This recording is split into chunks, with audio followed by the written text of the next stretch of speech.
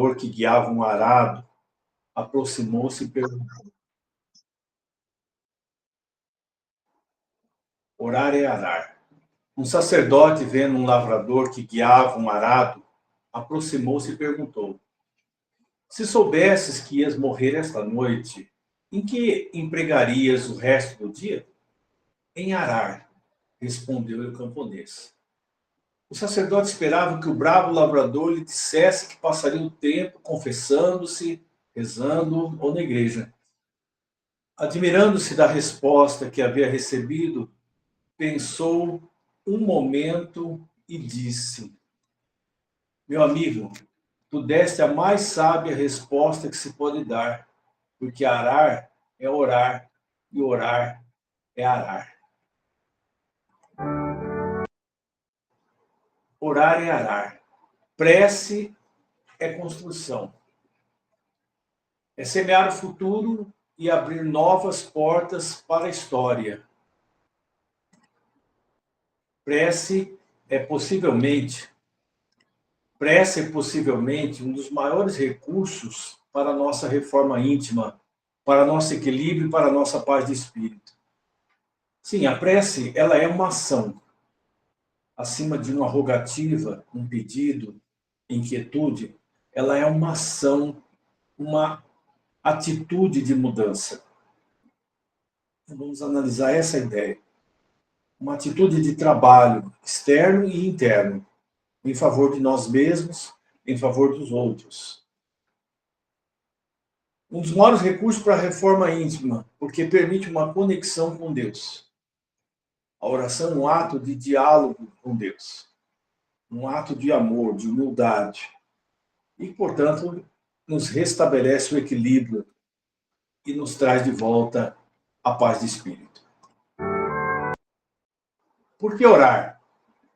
Como orar? Qualidade da prece, eficácia da prece, ação da prece e transmissão do pensamento. Vamos ver o que o Evangelho segundo o Espiritismo nos fala a respeito disso. Estas duas questões iniciais, por que orar e como orar, a qualidade, a eficiência da oração, como que ela age por meio da transmissão do pensamento. Por que orar? Programa de Jesus. Guiar-nos a uma dimensão profunda de Deus. Toda a mensagem de Jesus, essencialmente, visa nos ligar profundamente a Deus, a nos reconectar à nossa natureza divina. Temos uma imagem de Deus. Orar, não como quem repete incessantes palavras, como se Deus fosse surdo, mas como quem ouve o silêncio, apalpa o mistério, abre-se à paixão divina que nunca nos é negada. Ou seja, ouve o silêncio, porque o silêncio é Deus. Apalpa o mistério da conexão com Deus e abre-se à paixão divina, o amor divino que nunca nos é negado. Nascemos sem a experiência de Deus em nós, embora o tenhamos. Não precisamos nem mesmo buscá-lo. Isso é uma ilusão, nós já o temos. O que precisamos é tomar consciência de Deus em nós, conscientizarmos-nos dele. Nascemos sem a experiência de Deus em nós. Logo, procuramos a felicidade em outros lugares. Sim, é isso que acontece. Nós, sem a experiência de Deus, acreditamos nos infelizes, solitários, sofredores, e começamos a buscar no mundo externo esta felicidade, em qualquer lugar, em vários relacionamentos, em várias situações, para, por fim, compreendermos que não estava ali. Porque, segundo as palavras de Cristo, de Jesus, a felicidade não é deste mundo. Ele queria dizer que a essência da felicidade não está no mundo externo. Ela está dentro de nós, que é Deus. Deus e eu somos um único ser. Enquanto nós não tivermos a experiência real disso, a busca da felicidade externa vai continuar acontecendo. A prece dá consciência da presença de Deus em nós. Isso é muito importante. A prece, eu completo, unida ao estado da meditação, onde eu me preparo para perceber Deus. Então ela dá essa consciência da presença de Deus em mim. levam-nos a uma dimensão em que somos mais do que aquilo que conhecemos. E em tudo que existe e ocorre, e que tudo que existe e ocorre vem de Deus. Nós percebemos que tudo é Ele. Como orar? Quando orardes, não vos assemelheis aos hipócritas, que afetadamente oram de pé nas sinagogas e nos cantos das ruas para serem vistos pelos homens. São as palavras de Jesus. Digo-vos em verdade que eles já receberam sua recompensa. Quando orardes, ou quando quiserdes orar, entrai para o vosso quarto e, fechada a porta, orai a vosso Pai em secreto. E vosso Pai, que vê o que se passa em secreto, ou em segredo, vos dará recompensa. Isso é simbólico. Naquela época, orava-se de frente para todos. As pessoas os fariseus, eles queriam ser vistos e respeitados como homens de Deus. Portanto, eles oravam em voz alta, em praças públicas, para que as pessoas admirassem eles. Mas o mestre, vendo isso, ele diz, não faça como eles. Entra em vosso lar. Quer dizer, entra dentro de si próprio. É simbólico essa casa que ele está se referindo. Mas também pode ser levado no sentido literal. Orar em segredo. Entrar no santuário do próprio Criador, que é o corpo, o interior de nós mesmos, nosso ser interno. E ali orar a Deus em silêncio e em segredo. É só entre nós e Deus. Então ele ensinava que deveríamos fazer isso. Fechada a porta, o que significa? Fechar a porta dos sentidos. Fechar a porta para o mundo externo. E voltar-se para o mundo interno.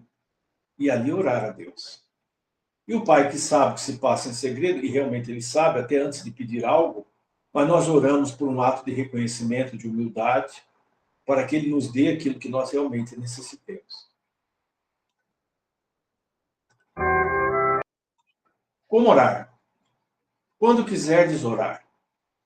Se quiseres entrar no conhecimento profundo de Deus, devemos orar. É um convite de Jesus para os que desejam ir um pouco além.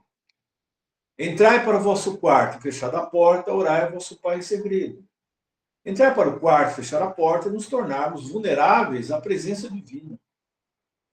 O quarto interior vive atrás do cotidiano de cada um.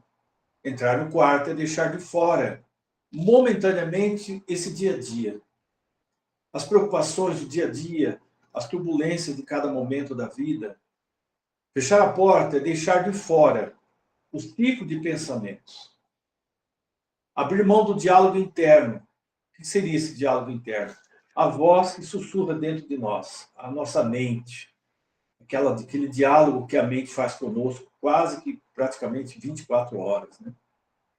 E dos comentários mentais, julgamentos que fazemos sobre os outros, sobre nós.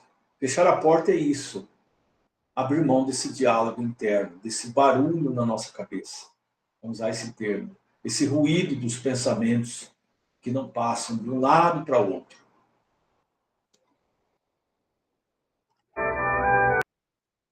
Como orar? E vosso Pai, que vê o que se passa em secreto, nos dará recompensa. Os efeitos acabam chegando, sim. Como eles chegam?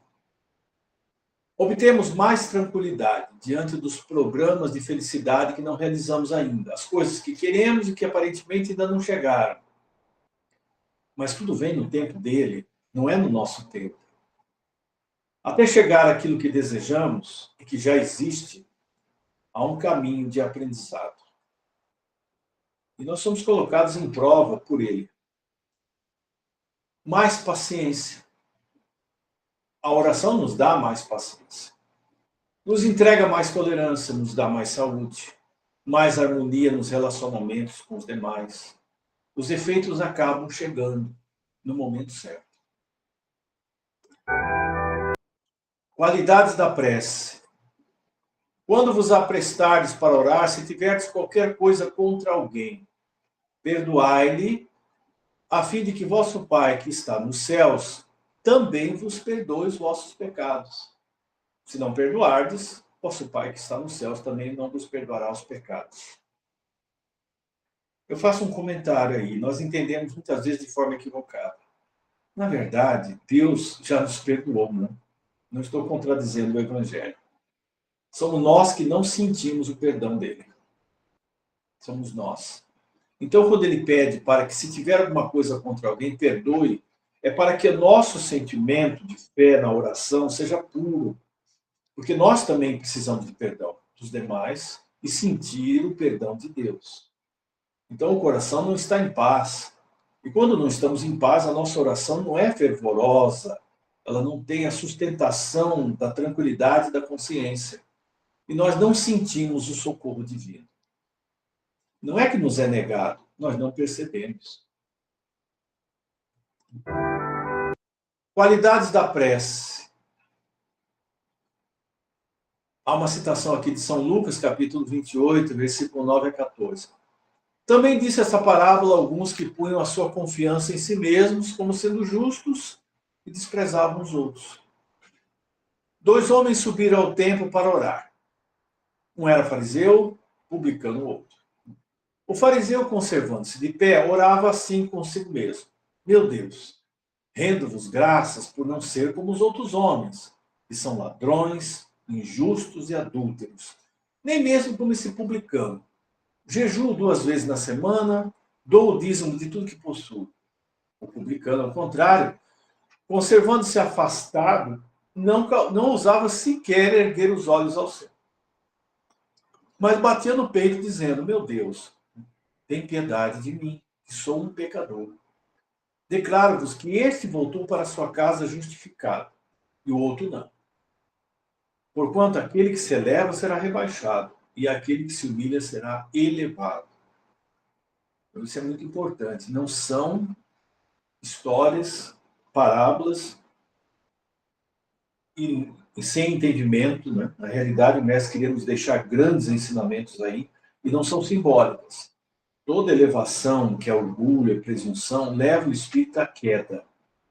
Se essa queda não acontecer aqui, ela vai acontecer após a passagem, no campo espiritual da vida, onde a realidade está presente. Nós carregaremos conosco os resultados das nossas criações e a consciência. Então, ele estava nos alertando. Quem se eleva vai ser rebaixado. Vai perceber que o orgulho é uma ilusão. O publicano ali, ele dizia que não tinha nada para oferecer. Mas o mestre diz, ele se justificou, estava em paz com a consciência dele, o outro não. Porque o outro estava se elevando e já estava se rebaixando espiritualmente.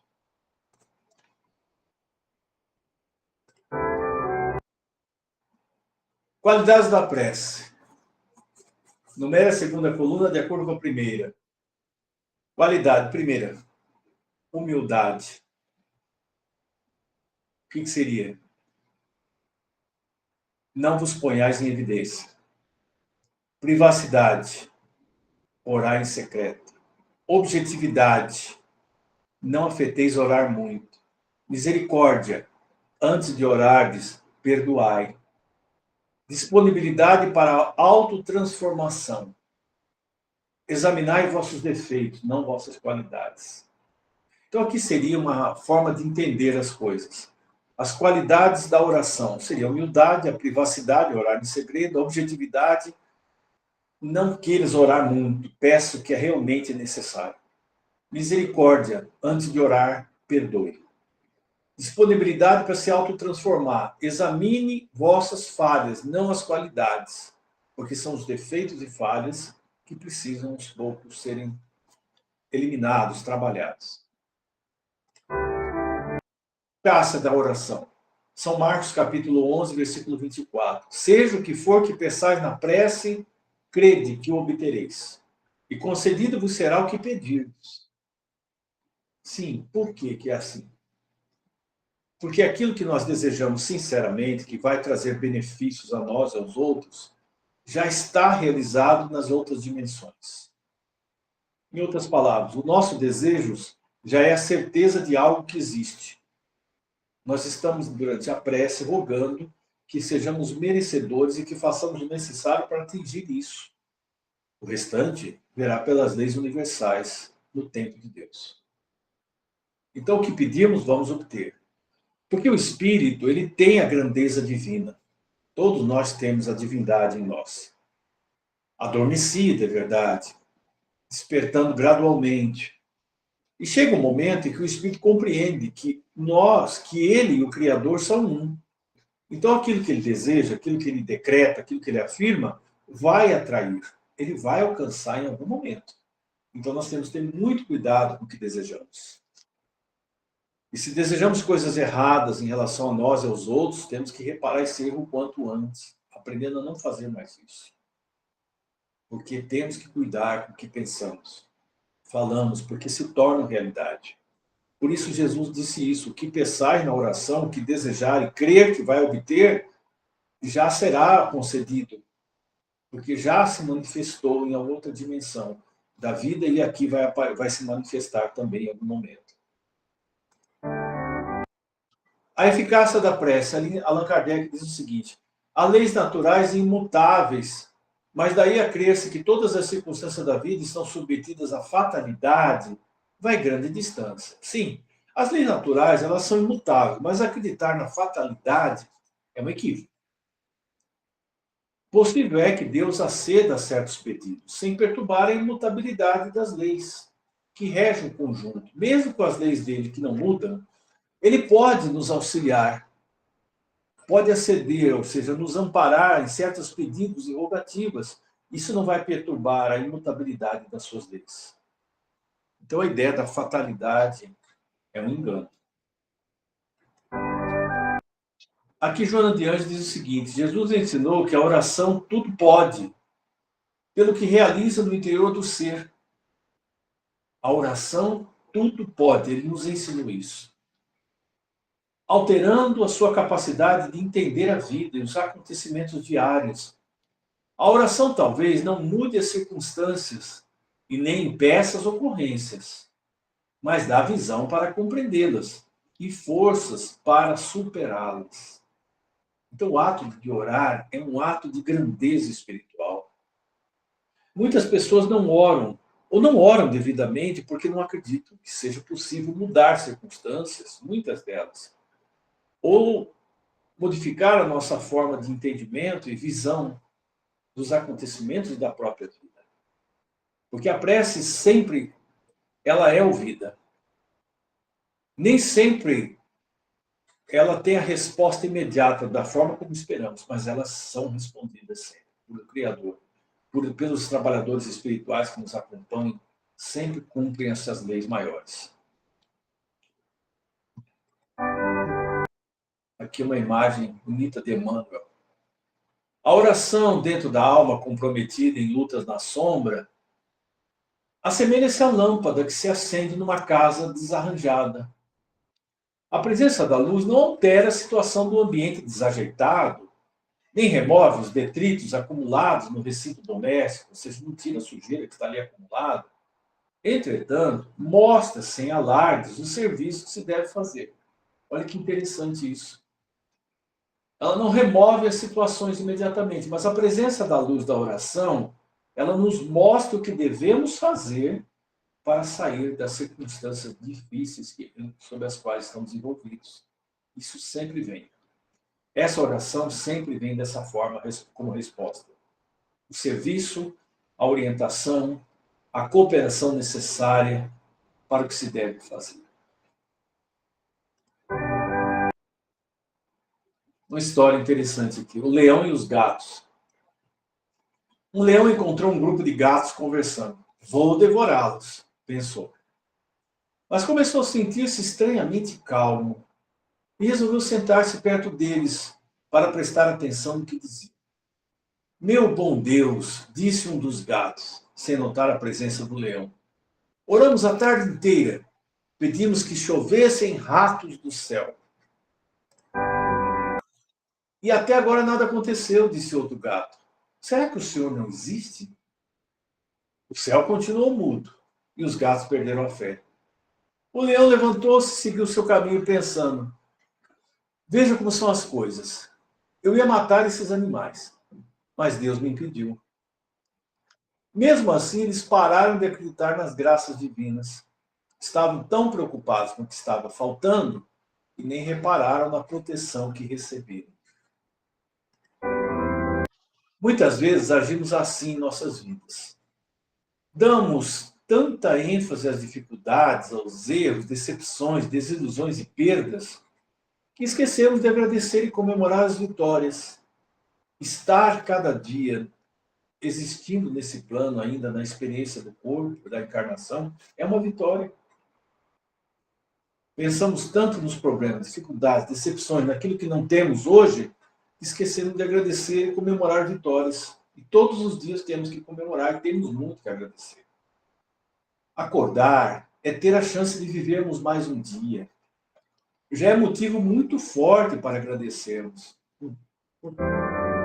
Precisamos focar nossos pedidos em questões viáveis, tratando Deus como aquele que nos dá apoio e fortalece nas dificuldades, e sempre faz isso por nós. Não aquele que nos livra das dificuldades. Abílio Diniz, que já desencarnou, ele dizia o seguinte: ele pedia a Deus pela segurança do filho ao disputar provas como piloto de corrida. Não para que seu filho ganhasse. Do contrário, como faria Deus com relação aos pedidos dos outros pais? Ele dizia isso. Muito interessante. Ação da prece e transmissão do pensamento. Vamos ver.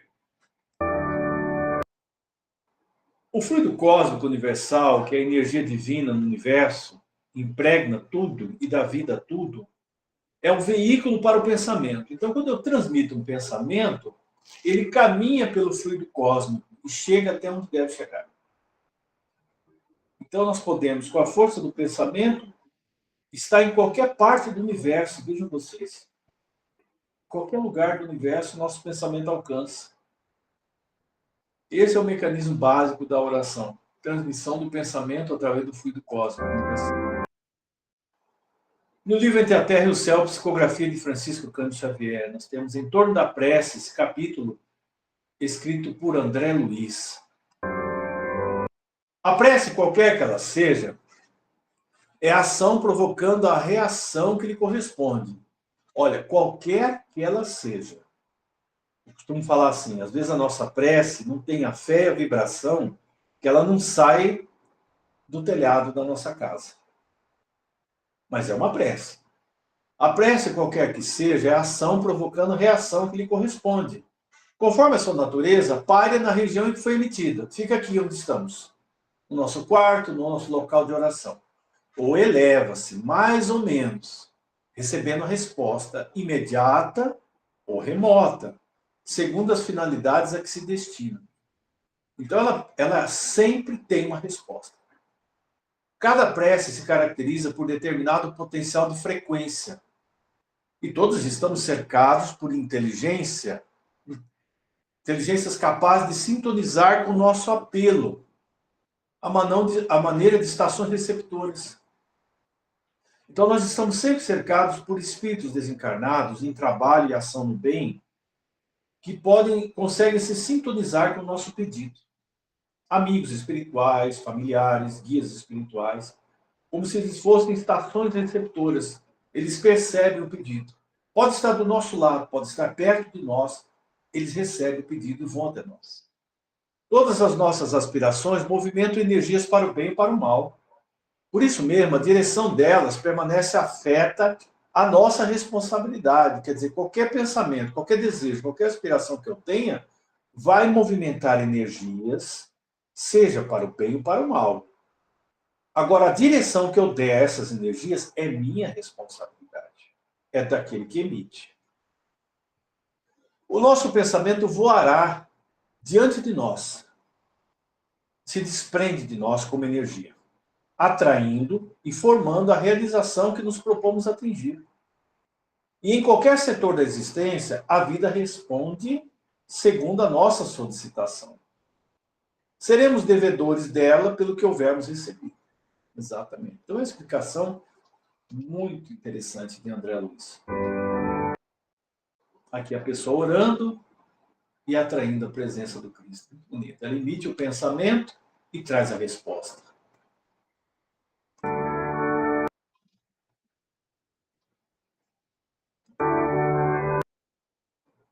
E ela vai criando a influência no meio. Um homem sussurrou: Deus, fale comigo. E um rouxinol começou a cantar, mas o homem não ouviu. Então o homem repetiu: Deus, fale comigo. E um trovão ecoou nos céus, mas o homem foi incapaz de ouvir. O homem olhou em volta e disse: Deus, deixe-me vê-lo. E uma estrela brilhou no céu, mas o homem não a notou. O homem começou a gritar: Deus, mostre-me um milagre. E uma criança nasceu, mas o homem não sentiu o pulsar da vida. Então o homem começou a chorar e a se desesperar. Deus, toque-me e deixe-me sentir que você está comigo. E uma borboleta pousou suavemente em seu ombro. O homem espantou a borboleta com a mão e, desiludido, continuou seu caminho triste, sozinho e com medo. Vejam só, que lição interessante é essa. Deus sempre responde. Deus sempre é visto. Mas nós queremos muito mais do que isso. E aí achamos que continuamos sós, seguindo o caminho da vida. Aqui uma imagem só do Cristo. E aí nós encerramos. Essa parte nós já havíamos citados. Encerramos por aqui. Agradecendo a todos. Fica aberto os comentários, contribuições e questionamentos. Obrigado.